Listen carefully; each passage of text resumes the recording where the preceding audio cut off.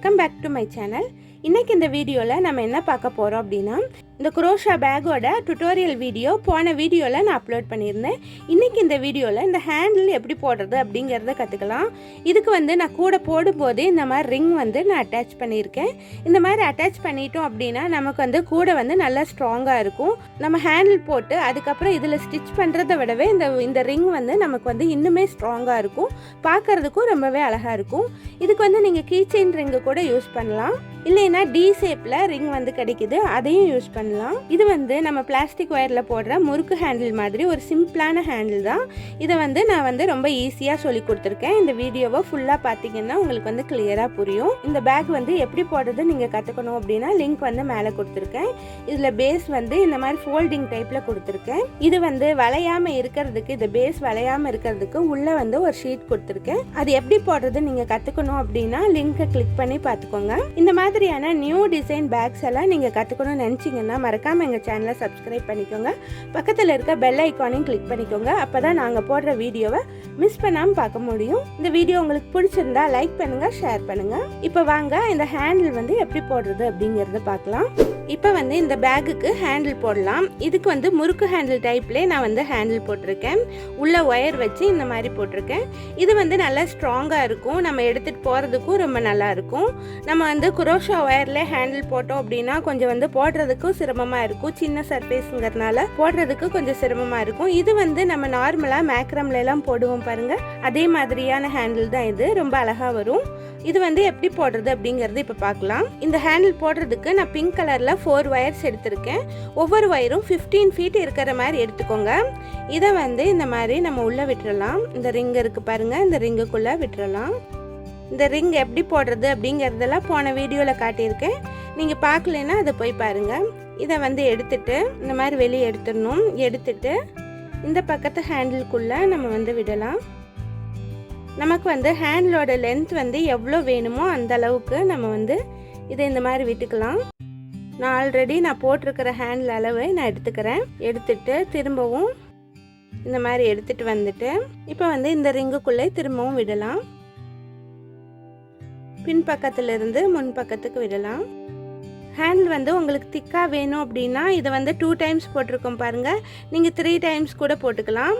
அது உங்கள் சாய்ஸ் தான். ஒயரோடைய லென்த்தை இன்னும் 2-3 ஃபீட் அதிகம் எடுத்துக்கோங்க. இதை அட்ஜஸ்ட் பண்ணிக்கலாம். இந்த லென்த்துக்கு கரெக்டாக வச்சு அட்ஜஸ்ட் பண்ணிக்கலாம்.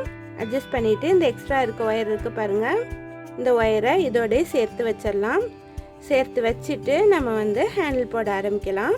இப்போ மீதம் இருக்கிற ஒயர் நம்ம முறுக்கு ஹேண்டில் போடுற மாதிரி போடணும். இப்போ எக்ஸ்ட்ரா ஒயர்லாம் இந்த இடத்துல இருக்குது. நம்ம இதோட ஒரு எட்ஜ் இந்த ஹேண்டிலோட சேர்த்து வச்சுருக்கிறோம்.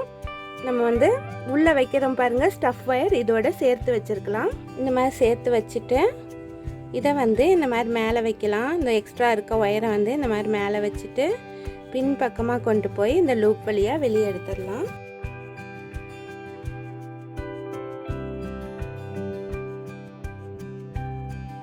இந்த மாதிரி ஃபர்ஸ்ட் நாட் போட்டுடலாம்.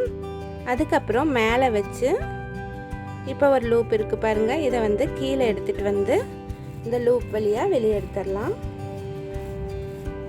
லென்த் அதிகமாக இருக்கிறதுனால நமக்கு ஸ்டார்டிங் எடுக்கிறதுக்கு கஷ்டமாக இருக்கும்.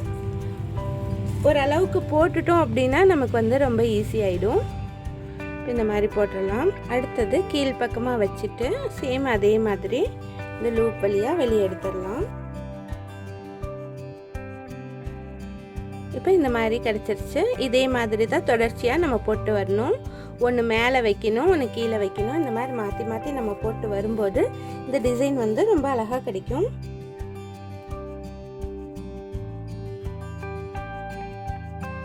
இப்போ மேலே போட்டாச்சு, இனி கீழே போடலாம். இந்த மாதிரி மாற்றி மாற்றி நம்ம போட்டு வரும்போது இந்த டிசைன் ரொம்ப அழகாக வரும்.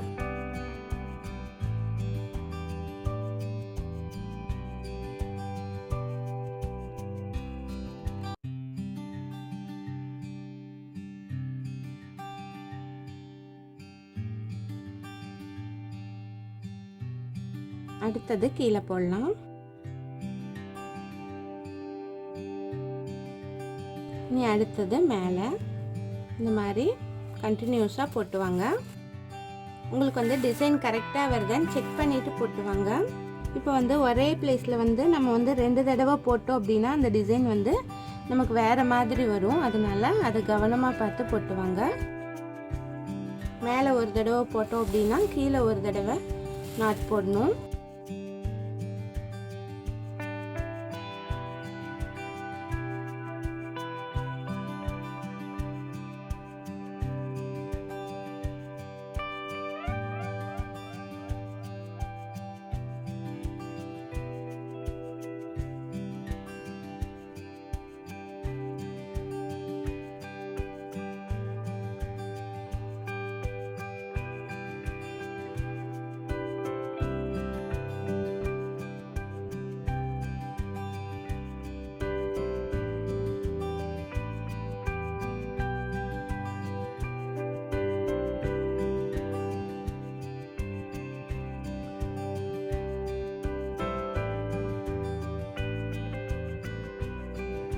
இதே மாதிரி ஃபுல்லாக போட்டுவாங்க. நான் வந்து இங்கே வந்து எப்படி ஜாயின் பண்ணுறது அப்படிங்கிறத காட்டுறேன். இப்போ வந்து இந்த ஹேண்டில் போட்டு நான் முடிச்சிட்டேன். இதோட லாஸ்ட் எட்ஜை வந்து இந்த ரிங்கில் வந்து சுற்றிட்டு நான் வந்து இதை வந்து லைட்டரில் காட்டி ஒட்டிட்டேன். இது வந்து ஃபினிஷ் ஆகிடுச்சு. இந்த ஹேண்டில் வந்து ரொம்பவே அழகாக வந்திருக்கு. இந்த மாதிரியான குரோஷா கூடைகள் வந்து நீங்கள் கற்றுக்கணும்னு நினச்சிங்கன்னா மறக்காமல் எனக்கு கமெண்ட் பண்ணுங்கள். இந்த வீடியோ உங்களுக்கு பிடிச்சிருந்தால் லைக் பண்ணுங்கள், ஷேர் பண்ணுங்கள். தேங்க்ஸ் ஃபார் வாட்சிங்.